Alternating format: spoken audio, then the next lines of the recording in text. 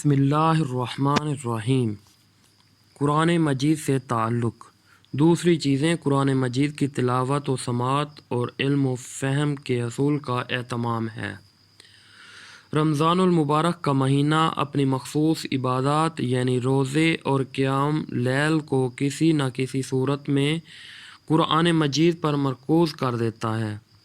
اس مہینے کا اصل حاصل ہی قرآن سننا اور پڑھنا، قرآن سیکھنا اور اس پر عمل کی استعداد پیدا کرنا ہے۔ اس لیے آپ کو سب سے زیادہ اہتمام جس چیز کا کرنا چاہیے وہ یہ ہے کہ آپ زیادہ سے زیادہ وقت قرآن مجید کی صحبت و معیت میں بسر کریں۔ یہ وقت اس طرح بسر کریں کہ ایک طرف آپ کو یہ معلوم ہو کہ اللہ تعالیٰ نے آپ سے کیا کہا ہے، دوسری طرف آپ کا دل اور آپ کی سوچ قرآن کو جذب کر لے اور آپ کے اندر اس کے مطابق عمل کے لیے آمادگی پیدا ہو۔ نماز تراویح کی پابندی سے کم اتنا ضرور حاصل ہوتا ہے کہ آپ پورا قرآن ایک بار سن لیتے ہیں۔ اللہ کے حضور کھڑے ہو کر اللہ کا کلام سننے کا روحانی فائدہ اپنی جگہ پر بہت قیمتی ہے،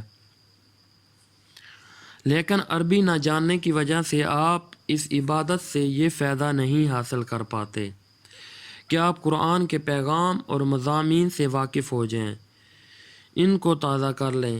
اس لیے ضروری ہے کہ آپ اس مقصد کے لیے کچھ زیادہ محنت کریں اور کچھ اس سے زیادہ قرآن کے لیے لگائیں۔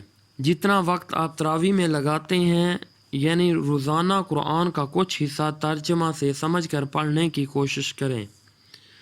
کتنا حصہ روزانہ پڑھیں، مقدار کا ایک تعین تو تراویح کی صورت میں کیا گیا ہے، یعنی اتنا پڑھنا چاہیے کہ رمضان کے مہینہ میں قرآن مجید کا ایک دورہ مکمل ہو جائے۔ احادیث سے معلوم ہوتا ہے کہ اس مہینہ میں جبرائیل علیہ السلام خود آ کر نبی کریم صلی اللہ علیہ وآلہ وسلم کو قرآن مجید کا ایک دورہ مکمل کروایا کرتے تھے۔ بخاری شریف، مسلم، ابن عباس سے یہ روایت ہے۔ چنانچہ سب سے بہتر یہ ہے کہ جہاں روز ایک پارہ تراویح میں سنا جائے وہاں آپ اسی دن ایک پارہ ترجمہ سے پڑھیں، لیکن یہ کام سب کے لیے کرنا مشکل ہوگا۔ قرآن مجید نے خود ان لوگوں کو جو کمزور ہیں اس معاملے میں سہولت دی ہے، خواہ یہ کمزوری بیماری کی وجہ سے ہو، تلاش معاش کی وجہ سے یا فی سبیل اللہ، اور فرمایا ہے کہ جتنا آسانی سے پڑھ سکو اتنا پڑھو۔ لہٰذا دوسری صورت یہ ہو سکتی ہے کہ آنے والے رمضان کی پہلی تاریخ سے آپ اس ارادہ کے ساتھ قرآن ترجمہ کے ساتھ پڑھنے کا کام شروع کر دیں کہ جب اگلا رمضان آئے گا تو اس وقت آپ ایک دفعہ پورا قرآن مجید پڑھ چکے ہوں گے۔ اس مقصد کے لیے روزانہ 1 یا 1.5 رکوع سے زیادہ پڑھنے کی ضرورت نہ ہوگی۔ اتنا وقت نکالنا نہ رمضان میں کوئی مشکل ہے نہ رمضان کے بعد۔ اگر آپ باقاعدگی سے اتنا کرنا بھی مشکل پائیں تو آپ اس رمضان سے کم 3 آیات روزانہ ترجمہ کے ساتھ پڑھنا شروع کر دیں۔ اس طرح سال میں نہ صحیح 5-6 سال میں آپ ایک دفعہ پورا قرآن ختم کر لیں گے۔ اس کام کا آغاز اسی رمضان سے کرنے سے اللہ تعالیٰ کی برکت آپ کے شامل حال رہے گی۔ سمجھ کر پڑھنے کے ساتھ یہ بھی ضروری ہے کہ آپ قرآن مجید کو اپنے اندر جذب کریں اور اس کے ساتھ اپنے دل اور روح کے تعلق کو گہرا کریں اور پروان چڑھائیں۔ قرآن مجید نے خود اپنے پڑھنے اور سننے والوں کی جو صفات بیان کی ہیں وہ صرف ذہن سے سمجھ کر پڑھنے تک محدود نہیں۔ اس طرح تو بہت سے غیر مسلم بھی پڑھتے ہیں، بلکہ روح، دل اور جسم کی پوری شرکت کے ساتھ پڑھنے پر حاوی ہے۔ قرآن کا اپنا بیان ہے کہ جب اس کی آیات قرآن کی جاتی ہیں، اس کی آیات تلاوت کی جاتی ہیں تو سننے اور پڑھنے والوں کے دل کانپ اٹھتے ہیں اور دل نرم پڑ جاتے ہیں، ان کے جسم کے رونگٹے کھڑے ہو جاتے ہیں، ان کی آنکھوں سے آنسو بہنے لگتے ہیں، ان پر گریہ و زاری طاری ہو جاتا ہے، ان کا ایمان بڑھتا ہے۔ نبی کریم صلی اللہ علیہ وآلہ وسلم نے بھی فرمایا ہے کہ قرآن مجید پڑھو تو روح، اور اگر رونا نہ آئے تو رونے کی کوشش کرو، اس لیے قرآن حزن کے ساتھ نازل کیا گیا ہے۔ اللہ تعالیٰ کی نافرمانی سے بچنا۔ تیسری چیز اللہ تعالیٰ کی نافرمانی سے بچنے کی خصوصی کوشش ہے۔ روزے کا مقصد تقوی پیدا کرتا ہے، اور رمضان المبارک کا مہینہ تقوی کی افزائش کا موسم بہار ہے۔ اس لیے اس مہینہ میں اللہ تعالیٰ کی نافرمانی سے بچنے کی خصوصی کوشش کرنا ضروری ہے۔ اس کا مطلب یہ نہیں ہے کہ رمضان کے علاوہ دوسرے دنوں اور راتوں میں اللہ تعالیٰ کی نافرمانی سے بچنے کی کوشش نہیں کرنا چاہیے۔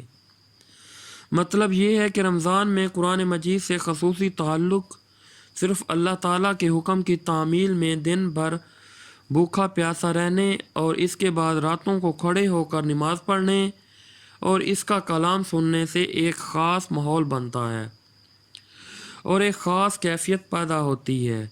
اس ماحول اور کیفیت میں یہ جذبہ زیادہ گہرا اور قوی ہو سکتا ہے کہ آپ ہر اس چیز سے بچیں جو اللہ تعالیٰ کو ناراض کرنے والی ہوں۔ یوں تو یہ کوشش زندگی کے ہر معاملہ میں کرنا چاہیے، لیکن دوسرے انسانوں کے ساتھ تعلقات اور معاشرتی روابط کے معاملہ میں خاص توجہ کی ضرورت ہے۔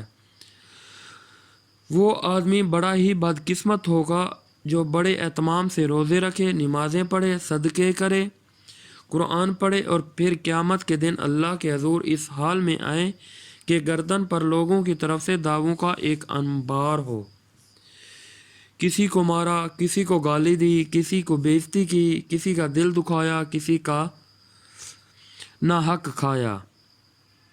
نبی کریم صلی اللہ علیہ وآلہ وسلم نے فرمایا ہے کہ میری امت میں اصل مفلس ایسا ہی شخص ہے، اس کی تمام نیکیاں دعوے داروں کو دے دی جائیں گی، پھر بھی دعوے ختم نہ ہوئے تو دعوے داروں کے گناہ اس کے سر ڈالے جائیں گے اور اس کے سر کے بل جہنم میں پھینک دیا جائے گا۔ مسلم شریف ابو ہریرہ سے یہ روایت ہے۔ آپ قرآن مجید میں اس کو سبق کو دیکھیں جس میں روزہ فرض کیے گئے ہیں، آپ فوراً سمجھ لیں گے کہ یہی وہ بنیادی مقصد ہیں جو روزہ سے حاصل ہونا چاہیے۔ قرآن پہلے انسانی جان کے احترام اور قصاص کا حکم دیتا ہے، پھر ورثہ میں انصاف کے ساتھ وصیت کرنے کا، اس کے بعد روزہ اور رمضان کا بیان ہوتا ہے۔ فوراً بعد ہدایت دی جاتی ہے کہ ایک دوسرے کا مال باطل اور ناحق طریقوں سے مت کھاؤ۔ پھر یہ اصول بیان کیا گیا کہ وفاداری اور نیکی ظواہر کی پابندی کا نام نہیں، اصل مطلوب تو تقوی جو ایمان، محبت، انفاق اور صبر جیسی چیزوں کا نام ہے۔ اس کے بعد اللہ تعالیٰ کی راہ میں لڑنے کا حکم دیا گیا، مگر تاکید فرمائی کہ اللہ تعالیٰ زیادتی کرنے والوں کو ناپسند فرماتا ہے، اس لیے جنگ میں بھی زیادتی نہ کرو۔ احکام کی اس لڑی میں روزہ کو جس جگہ جڑا گیا ہے، اس سے یہ بات روشن ہو جاتی ہے کہ روزے رکھنے کے بعد یہ ضروری ہے کہ آپ کسی دوسرے انسان کی جان و مال، حقوق اور عزت پر ہاتھ نہ ڈالیں۔ اس بات کو نبی کریم صلی اللہ علیہ وآلہ وسلم نے یوں بیان فرمایا کہ روزہ گناہوں سے بچنے کے لیے ایک ڈھال کا کام کرتا ہے، بس اس کو ڈھال بناؤ۔ روزہ دار نہ بدکلامی کرے، نہ چیخے چلائے، اور اگر کوئی اس کو برا کہے یا اس سے لڑے تو یہ کہہ کر الگ ہو جائے کہ میں روزہ سے ہوں، میرے لیے یہ ممکن نہیں کہ ان برے کاموں میں مشغول ہوں۔ بخاری شریف، مسلم۔ ایک اور حدیث میں نبی کریم صلی اللہ علیہ وآلہ وسلم نے واضح فرمایا ہے کہ روزے کا مقصود کھانا پینا ترک کرنا نہیں، بلکہ جھوٹ بولنا اور جھوٹ پر عمل کرنا چھوڑ دینا ہے۔ اچھی طرح جان لیجئے کہ روزہ پیٹ کا روزہ نہیں ہے، آنکھ کا بھی روزہ ہے، کان کا بھی روزہ ہے، زبان کا بھی روزہ ہے، ہاتھ پاؤں کا بھی روزہ ہے۔ وہ روزہ یہ ہے، آنکھ وہ نہ دیکھے، کان وہ نہ سنے، زبان وہ نہ بولے، ہاتھ پاؤں وہ کام نہ کریں جو اللہ تعالیٰ کو ناپسند ہیں اور جن سے اس نے منع فرمایا ہے۔ ایک ایک کر کے اپنی خرابیوں پر قابو پانے سے بہت کام ہو سکتا ہے۔ مثلاً اس رمضان شریف سے آپ فیصلہ کر لیں کہ آپ کسی سے چیخ چلا کر بات نہ کریں گے، نہ لڑیں گے اور کسی کے بارے میں کوئی بات نہ کہیں گے، خواہ سامنے ہو یا پیٹھ پیچھے، الا یہ کہ وہ بلی بات ہو۔ نافرمانیوں سے بچنے کا آغاز زبان کی حفاظت سے کریں۔ یہ مشکل ضرور ہے، لیکن اس کی پابندی سے تمام کام سدھرنے اور اپنی نیکیاں غارت ہونے سے بچانے کے عظیم فائدے حاصل ہوتے ہیں۔ روز رات کو ان دو باتوں کا احتساب بھی کر لیں، اور لغزش ہوئی ہو تو فوراً استغفار کر لیں۔